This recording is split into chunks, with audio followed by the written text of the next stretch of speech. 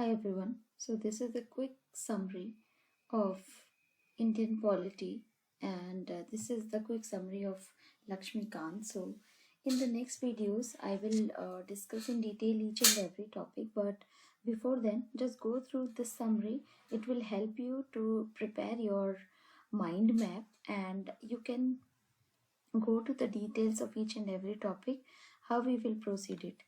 So आप एक बार पूरा हिस्टोरिकल बैकग्राउंड से स्टार्ट करिए, पूरा जितने भी टॉपिक्स हैं वन बाय वन चेक करिए इसको and then jump into the next topic historical background क्या था.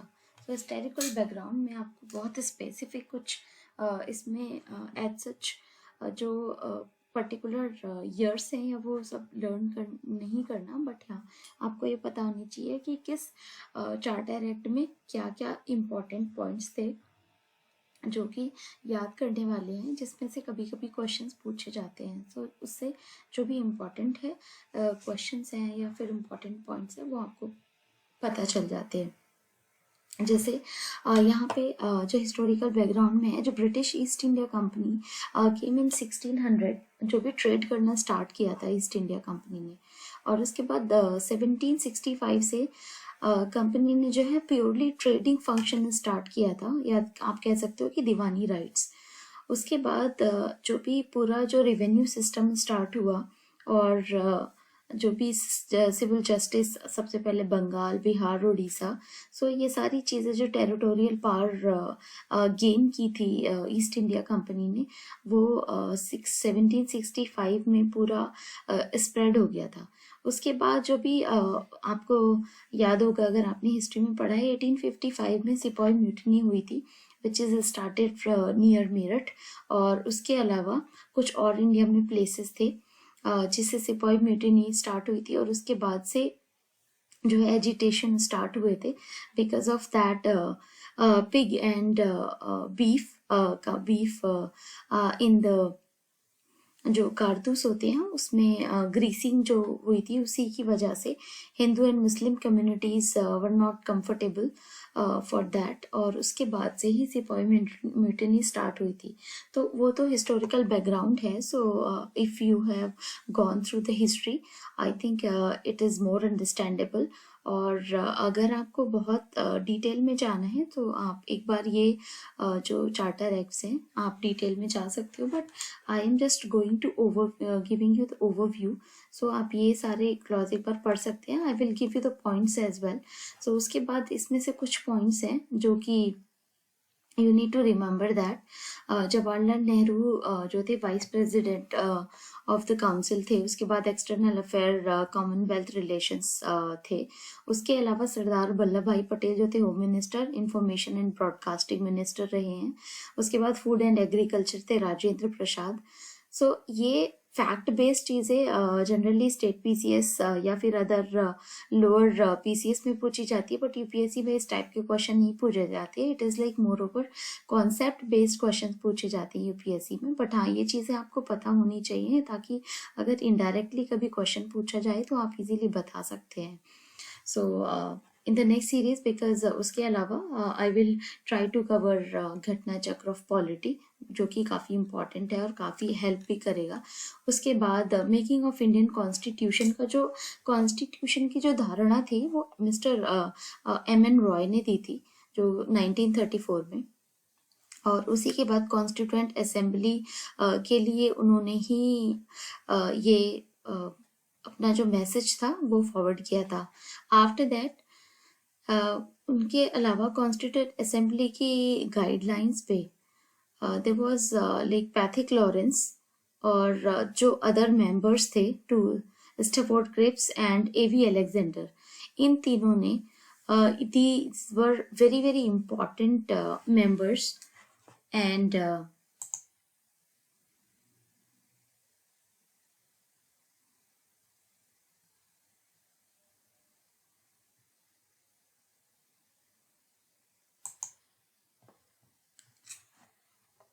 जो कि 1946 का मिशन प्लान था वो इन तीनों द्वारा हेड किया गया था.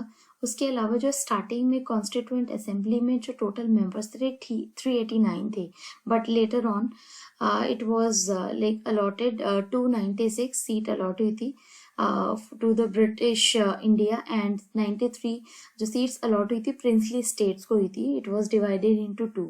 उसके बाद कुछ कुछ चीज़ें भी चेंजेस हुए हैं इसमें विच आई विल डिस्क्राइब, बट अभी के लिए आप इसमें से कुछ पॉइंट नोट कर सकते हैं. जैसे seat allocation to the each province were to be divided among the 3 principal communities, जिसमें मुस्लिम, सिख एंड जनरल, जिसमें कि मुस्लिम और सिख्स को छोड़कर बाकी जो भी कैटेगरीज कह सकते हो या फिर रिलीजन और कास्ट थी वो सारी थर्ड कैटेगरी में आती थी. उसके अलावा जो ब्रिटिश ईस्ट इंडिया कंपनी को 296 सीट अलॉट हुई थी, और उसके अलावा जो रेस्ट जो नेशनल जो 73 सीट्स हुई थी मुस्लिम लीग को, और उसके अलावा इंडियन नेशनल कांग्रेस जो 1946 में जो इलेक्शन हुआ था उसमें 208 सीटें इंडियन नेशनल कांग्रेस ने जीती थी, और उस 73 जो सीट्स थी वो मुस्लिम लीग ने जीती थी. सो इसी में ही काफ़ी सारी कंट्रोवर्सीज भी हुई हैं कि मुस्लिम लीग जैसे न्यू पार्टी बनाना चाह रही थी.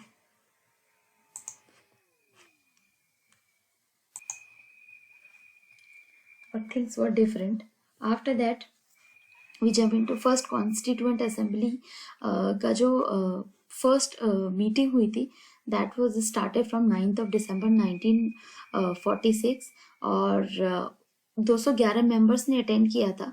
Doctor Sachchidananda Sinha became the temporary president of the assembly, followed by French practice. After that, 11th of December 1946, Dr. Rajendra Prasad and H.C. Mukherjee was elected as a president and vice president respectively. Sir B.N. Rao was appointed as the constitutional advisor to the assembly. बहुत important है ये, क्योंकि ये कई state PCS के exam में आया हुआ है क्वेश्चन. 13th of December 1946 को doctor Pandit Jawaharlal Nehru ji objective resolution pass किया था, जो कि अभी हम प्रीएम्बल की फॉर्म में पढ़ते हैं. वो पहले as an objective resolution doctor Pandit Jawaharlal Nehru has presented it. उसके अलावा 22nd of January 1947 में हमने एनोनिमसली ये रेजोल्यूशन अडॉप्ट किया था.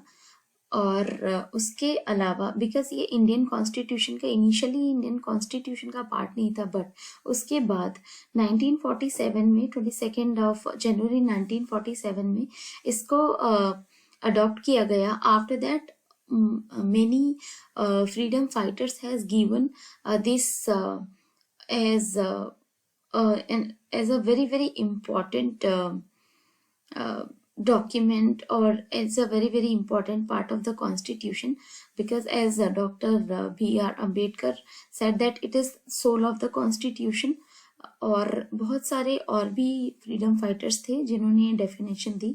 सो जब लक्ष्मीकांत की हम नेक्स्ट चैप्टर्स में पढ़ेंगे तो जो स्टेटमेंट वाइज क्वेश्चंस आते हैं यूपीएससी में, so we will cover that कि किस फ्रीडम फाइटर ने या फिर कॉन्स्टिट्यूएंट असेंबली के किस मेंबर ने कॉन्स्टिट्यूशन के बारे में या प्रीएम्बल के बारे में क्या स्टेटमेंट दिया है, या फिर जो डिफरेंट पार्ट्स हैं जैसे फंडामेंटल राइट्स के लिए भी कुछ स्लोगन्स दिए हैं. सो वो बहुत इंपॉर्टेंट है बिकॉज यूपीएससी में जो है इस टाइप के क्वेश्चंस पूछे जाते हैं. After that these are like few fact based questions, so you just note it down, or whether if you want this PDF then please ping me up, I can provide you this PDF also. After that उसके अलावा जो भी थे assembly के 11 sessions हुए थे, और total जो है 2 साल 11 महीने और 18 दिन लगे थे कॉन्स्टिट्यूशन को पूरा बनने में. उसके बाद 141 दिन का जो टोटल ड्राफ्टिंग कॉन्स्टिट्यूशन का कंसीडर किया गया था, और जो टोटल अमाउंट था वो 64 लाख रुपी यूज किया गया था. इसमें 15 विमेन मेंबर्स भी थी कॉन्स्टिट्यूएंट असेंबली में. और उसके अलावा जो भी पार्टीशन के बाद 9 जो थे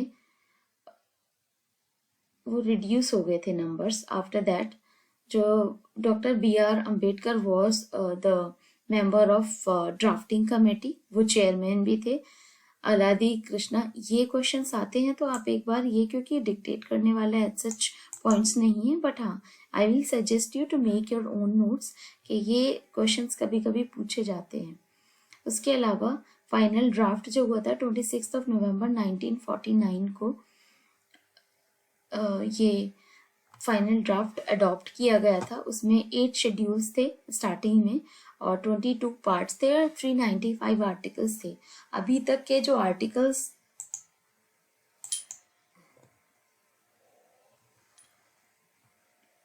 भी, उसके अलावा 1950 में यूनाइटेड प्रोविंस का नेम चेंज करके मद्रास उत्तर प्रदेश रखा गया, मद्रास का तमिलनाडु, मैसूर को कर्नाटका एंड लक्षद्वीप मिनिकॉय को लक्षद्वीप मिनिकॉय का नाम चेंज करके लक्षद्वीप आइलैंड रखा गया था।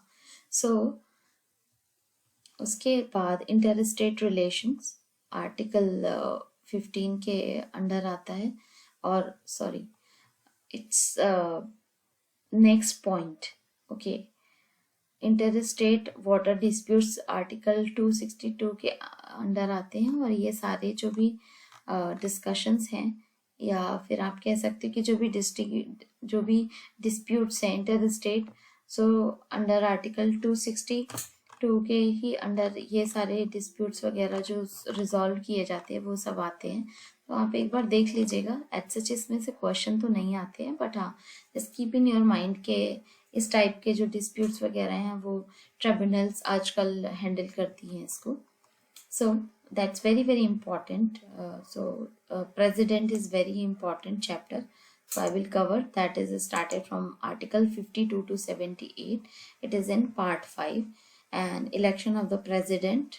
उसके अलावा qualification, oath, conditions I will show you and I will describe in detail. उसके बाद parliamentary system article 79 to 122, that is again in part 5.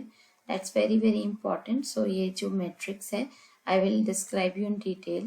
After that जो भी duration है, member of parliament के qualification, disqualification and their powers I will describe. After that governor, जैसे president की powers होती है उसी में ही I will try to explain in the comparative way कि एक तरफ प्रेसिडेंट डिस्क्राइब करके और दूसरी तरफ गवर्नर, इससे आपको इजी होगा याद करने के लिए। So governor is started from article 153 to 167, constitution के पार्ट 6 में है ये। और उसके अलावा जो भी appointment of governor, power of function of governor, that's again very important thing and important points. After that जो भी ऑर्डिनरी बिल्स होते हैं किसके अंडर आते हैं, वीटो पावर क्या होती है, so I will explain. So these are very important topics. So whatever will comes under these, so we will discuss. So let's just have a look on article 1 to 395. So 1 to 4 union aided territories आता है, 5 to 10 आता है citizenship में. Fundamental rights started from article 12 to 35.